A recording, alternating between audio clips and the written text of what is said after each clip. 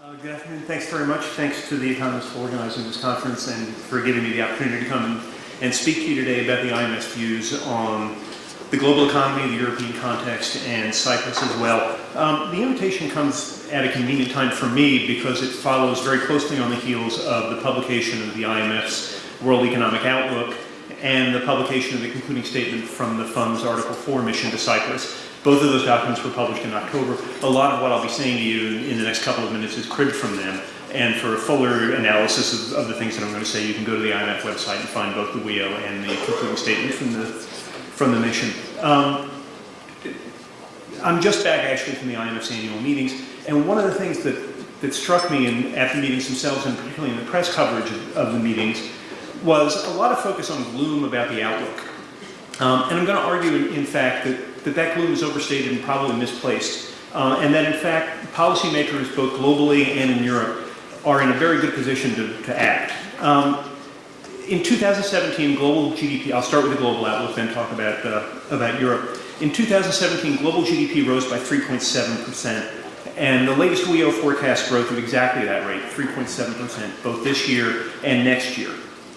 To put that number in some context, at 3.7% on each of 2017, 18, and 19, that 3.7% is faster than the growth rate that was achieved in any individual year in the period 2012 to 2016. So in fact, policymakers are confronting an environment of growth that's pretty strong from recent history. And I'll go beyond that. Deflationary risks that were a concern in the past have not materialized really anywhere. And many countries are now operating from a position of either at or very close to full employment. So again, the global context is pretty strong. Now, sure, there are risks that have risen. Growth is less balanced than we had expected. Growth remains very strong in the US. It's somewhat weaker in Europe, and some emerging economies are facing very difficult circumstances. It's also the case that forecast of 3.7% for this year and next is weaker than what we had expected 6 months ago. Frankly, that may be a comment on the forecast 6 months ago rather than on developments in the global economy. And while financial conditions are quite strong and quite accommodated, there is a concern that they could weaken going forward. One could imagine this happening if concerns about a potential trade war were to increase, if inflation were to pick up in the US faster than we expect and the Fed was forced to tighten monetary policy more quickly, and that could have spillover effects on capital flows that could cause further problems for emerging economies. And finally, growth in some countries is based on policies that may prove difficult to sustain in the longer term. I'm thinking here specifically about the impact of fiscal policy in the US, but there may be other circumstances as well. So turning from the global context to the European context, in Europe we do see growth moderating. The October WEO growth was 2.8% in 2017 in Europe. The October WEO is forecasting 2.3% for this year and 1.9% for next year. And risks have also risen. This relates in part to inadequate action on the reform agenda in some countries, and also to longer-term impacts related to demographics, rising inequality, and declining trust in orthodox policies. But here, too, I think context is key. After a period of relatively strong growth in Europe, in fact, growth that was sufficient to close output gaps for the euro area as a whole and in many of the individual European countries, it's hardly surprising that growth is starting to moderate. From my perspective, and I think from the perspective of the fund more generally, the concern in Europe is therefore less with the moderation in growth rate than it is with the fact that a number of countries failed to take sufficient opportunity by the strong cyclical recovery in the period up until now to undertake the kind of structural reforms that they needed and to rebuild the buffers that were eroded by the financial crisis. Further delaying adjustment now, when conditions remain favorable, raises the risk that adjustment will be forced upon these countries later when conditions are less favorable and when the costs of that adjustment are going to be much higher. For countries that continue to have high debt and where growth has been slow, this means that they need to undertake further progress in bringing down debt and in undertaking structural reform. For countries that are in a very strong cyclical position, and for countries in particular where the external position is quite strong, this means rebalancing fiscal policy to increase investment and to try to boost potential growth going forward. Finally, on a European-wide perspective, we continue to point to the need, as some of my predecessors have mentioned, for progress on banking union with common rules and backstops, and for capital markets union to help support cross-border investment and to increase the resilience of the European economy to future shocks.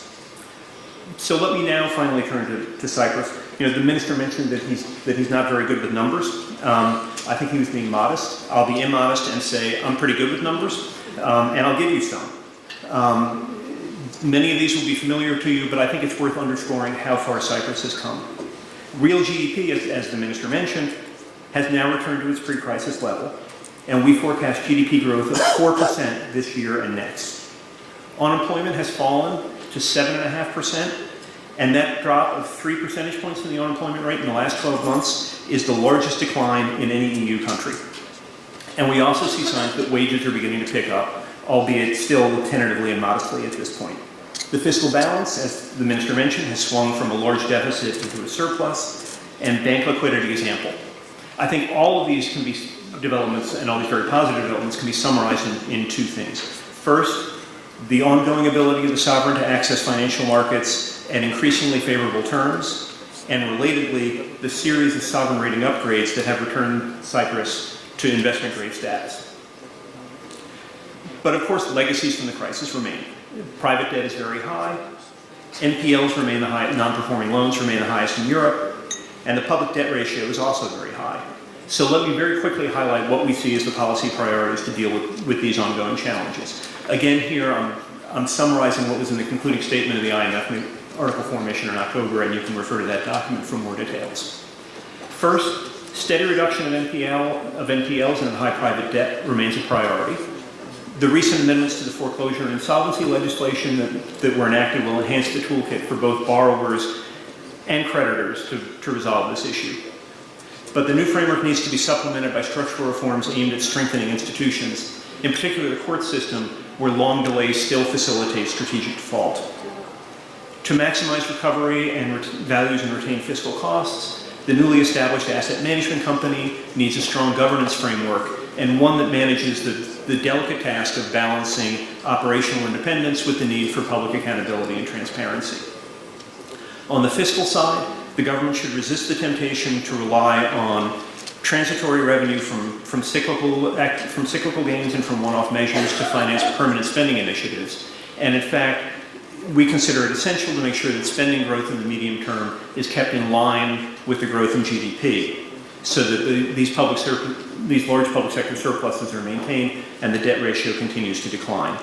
In particular, the transition to public insurance in the health sector will need to be managed very carefully to make sure the costs from that endeavor are contained. Finally, turning to structural reforms, there's a need to boost the investment climate to achieve sustainable and inclusive growth.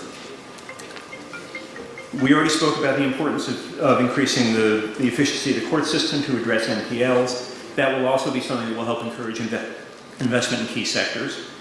Stronger corporate governance of state-owned enterprises will be important. Protecting the governance reforms to protect the autonomy of the central bank. And finally, in order to ensure inclusive growth, which will help ensure its sustainability or maintain its sustainability, there's a case to be made for educational reforms to help make sure that there's a better matching between the graduates of the educational system and the needs of the market. When I spoke earlier about Europe, I made the case that many countries in Europe had failed to take advantage of the strong cyclical upswing to do the work that needed to be done to restore buffers and lay the base for sustainable growth going forward. Cyprus is an example of the exact opposite of that. Repeatedly during the crisis, under the most difficult circumstances, the government took very brave and very difficult decisions that were critical to restoring the growth that we see today. And that pattern of very strong and very difficult decisions made under very difficult circumstances gives me every confidence that going forward, Cyprus will continue to meet the challenges that it faces. Thank you very much.